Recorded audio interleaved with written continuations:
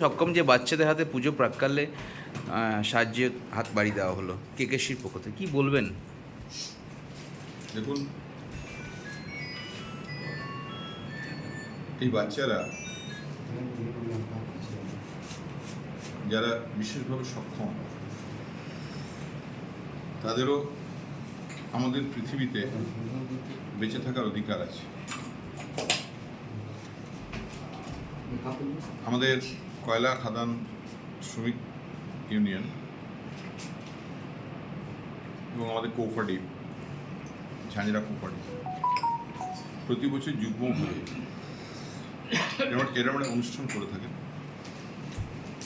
যেখানে আমরা এদের হাতে কিছু উপহার তুলে দিয়ে এদের মুখের ক্ষণিকের হাসি আমরা উপভোগ করি এবং এদিকে আশীর্বাদ করি যে তোমরা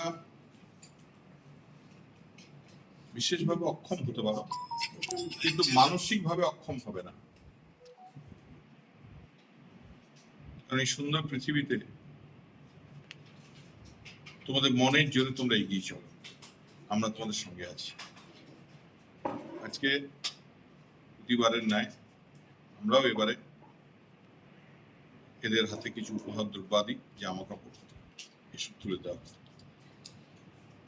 প্রতি বছর ব্যবস্থা করে দেওয়া হয়, এবছরও হবে,